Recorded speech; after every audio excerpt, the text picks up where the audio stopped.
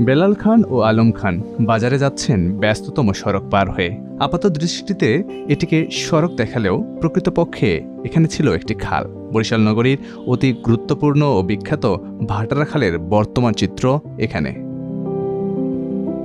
কয়েক দশক আগেও এখান দিয়ে বড় বড় নৌকা, স্পিডবোট আর ছোট লঞ্চ চলাচল করত, অথচ তার কোনো অস্তিত্ব নেই। দিনে দিনে দখল দূষণে মৃতপ্রায় খালটির কফিনে শেষ পেরেক ঠোকে নগর কর্তৃপক্ষ।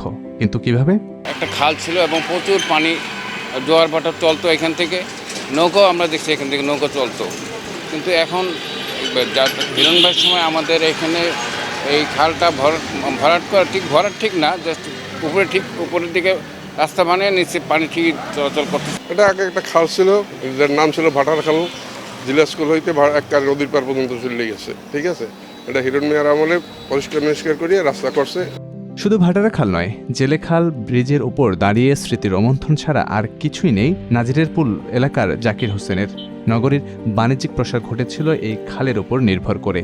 খালটি উদ্ধারে দফায় দফায় উদ্যোগ আর আশ্বাস নেওয়া হলেও বাস্তবে সবই শুভঙ্করের ফাঁকি। যত চাউল আসতো বরিশাল শহরে বানুরিপাড়া থেকে, যত চাউল আসতো এই খাল দিয়ে আসতো। রাত দিন এই খালটার ভিতরে নৌকো চলাচল করতো।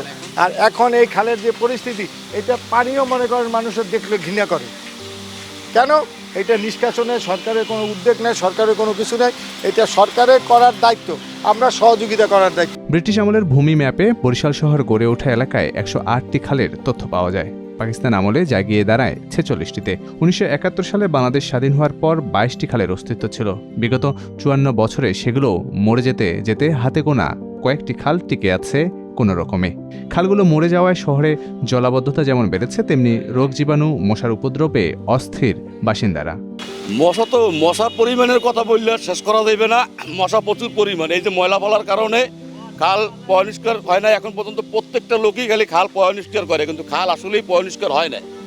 এর জন্য দায়ী আমি, আমার সমাজ, প্রশাসক ব্যবস্থা। কেউ খালের প্রতি নজর দেয় না ব্যক্তিগতভাবে। বিগত শাসনামলে খালগুলো উদ্ধারে কয়েক দফায় প্রকল্প গ্রহণ করা হয়েছে।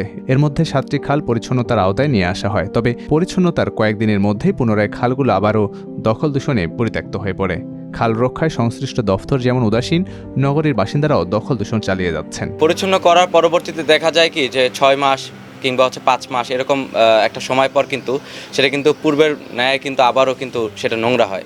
এবং সেই নোংরার পিছনে আমরা যেই কারণটা প্রথমত উল্লেখযোগ্য বলে মনে করি, সেটা হচ্ছে আমাদের অসচেতনতা। অপরিকল্পিত প্রকল্পের কারণে এগুলি হচ্ছে। আমরা যদি দেখি যে আমাদের বরিশাল নগরী যখন গোড়াপত্তনটা হওয়া ধরলো, 80-র দশক থেকে একরকম যখন শুরু হইলো, তখন যে খালগুলি ছিল এই খালগুলিকে ভেঙে ড্রেন করা হয়েছে। সেকেন্ডারি ড্রেন এবং টার্সিয়ারি ড্রেনগুলি হচ্ছে খাল। তো খালগুলিকে মেরে তারা ন্যারো করে দিচ্ছে, চিকন করে দিচ্ছে এবং সেটাকে তারা ড্রেন আকারে করছে। এখন কথা হলো এই ড্রেনের পানিটা কোথায় যাবে? ড্রেনগুলি একে তো সমন্বিত ব্যবস্থা না, অর্থাৎ টার্সিয়ারির সাথে সেকেন্ডারি এবং সেকেন্ডারির সাথে যে প্রাইমারি ড্রেনটা, তার কোনো লেয়ারের বা তার কোনো সমন্বয় নাই। খাল দখল আর ভরাটের জন্য নগর পরিকল্পনাকে দুষছেন গবেষকরা। খালগুলো বাঁচিয়ে রাখা না গেলে বরিশাল শহর দিনে দিনে বসবাসের অযোগ্য হয়ে উঠবে বলে মত তাদের। এর পেছনে মূলত দায়ী হচ্ছে আমাদের নগর পরিকল্পনা যারা করেন এবং নগর প্রশাসনে যারা থাকেন, প্লাস জেলা প্রশাসনে যারা থাকেন, তাদের দূরদর্শিতা এবং অবহেলার। দূরদর্শিতার অভাব হচ্ছে এই কারণে যে তারা এই শহরের জন্য যখন পরিকল্পনা প্রণয়ন করে থাকেন, উন্নয়নের পরিকল্পনা, একে বিস্তৃত করার পরিকল্পনা, এক্সপানশনের পরিকল্পনা, তখন এই বিষয়গুলো তারা লক্ষ্য রাখেন। এই যখন একসময়ের স্রোতস্বিনী খালগুলোর পরিস্থিতি, তখন নগরীর খালগুলো উদ্ধারে বৃহৎ পরিকল্পনা গ্রহণের কথা ভাবছে বরিশাল সিটি কর্পোরেশন।